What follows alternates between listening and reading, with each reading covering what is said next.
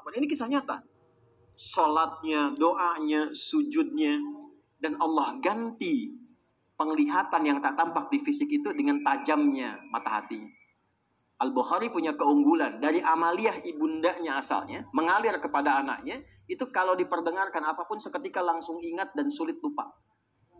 Al-Bukhari. Langsung ingat. Dan tidak cukup sampai di situ. Begitu berangkat kemudian ke Kutab, tempat belajar Quran pertama, usia masih kecil, belum balik, sekitar 4-5 tahun. Dituntun oleh asisten rumah tangganya, itu sampai ke tempat belajar, yang lain senior, beliau masih kecil sendiri. Gurunya membacakan surat Kahf, syekhnya. Begitu selesai, iseng nanya, man hafidh, siapa yang sudah hafal? Itu anak kecil yang tak melihat pandangannya, kata orang disebut dengan buta. Dia angkat tangannya mengatakan, hafidhtu an dhahril qalbi. Saya sudah hafal, syekh, dalam kepala saya, bahkan dalam hati saya. An dhahril qalbi. Jadi hafalan yang benar itu hafal di dalam kepala.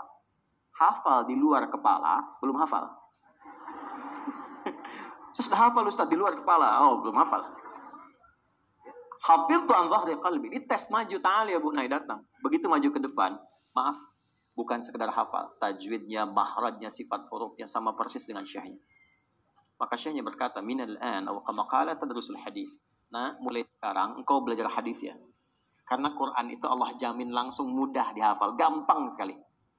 Ya, Quran surah 54 ayat 17, 22, 32, 40. 4 kali Allah sebutkan, walaqad yassarnal Qur'ana lidzikri fahal mim. Aku telah jadikan Quran mudah dihafal. Adakah di antara Anda tertantang untuk menghafalkannya? Gampang. Tapi hadis gak ada. Itu saking senangnya pulang ke rumah. Digandeng oleh asistennya. Yang langsung dipanggil ibunya. Umi. Ya, datang. Kata. Tadi saya dipanggil Syekh.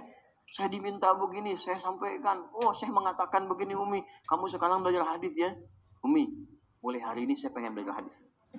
Ibunya tersentuh dalam jiwanya. Tapi melihat seakan ada keterbatasan di anaknya. Beliau katakan, "Aw kama qalat ya bunayya, iktafi bil Qur'an tsumma al hadis." Aw kama qalat. Nah, Quran dulu ya, setelah selesai baru hadis. Maksudnya supaya enggak banyak beban. Tapi anaknya pun hormat pada ibu, tapi yakin dengan perkataan gurunya. Ta'zimnya. La ya ummi. Quran oke, tapi hadis pun saya akan pelajari. Uridul hadis. Maka dia meraba jalan ke tempatnya, ke kamarnya. Ibunya melihat itu, harunya muncul. Nah, ini poinnya. Dia dekati Allah, masuk ke mihrabnya. Alladzina yadhkuruna Allah qiyaman wa qu'udan wa 'ala junubihim. Dia masuk ke mihrabnya, ibunya salat. Dalam salat itu ditumpahkan dalam sujudnya mohon kepada Allah. Untuk dibuka kembali pandangan Al-Bukhari. Nama asli Al-Bukhari itu namanya Muhammad. Bapaknya Ismail, kakeknya Ibrahim.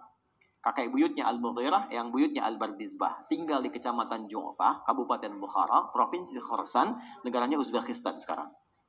Karena dari Bukhara disebut Al-Bukhari. Nah, yang ingin saya katakan, nama aslinya Muhammad bin Ismail bin Ibrahim. Kalau diberi nama dengan nama orang soleh, atau nama nabi, itu artinya tafa'ul. Tafa'ul itu mengharap kemuliaan, karomah, kebaikan, yang melekat pada nama itu supaya bisa diteladani. Maka ibunya ketika khusyuk berdoa, selesai sholat masih doa, capek ketiduran. Dalam tidurnya itulah bermimpi dengan Nabi Ibrahim. Ini kisah nyata. Anda bisa lacak di Fathul Bari di jilid yang pertama. Kata Nabi Ibrahim disampaikan, anak Anda dapat kabar gembira akan melihat kembali.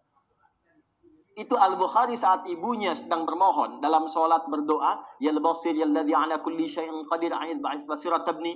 Ya Allah yang maha menatap dengan tajam, mohon ya Allah dengan segala kuasamu kembalikan penglihatan anakku. Al-Bukhari sedang mengulang surat Qaf tadi. Sehingga tibalah di ayat 21 dengan sampai ke 22-nya.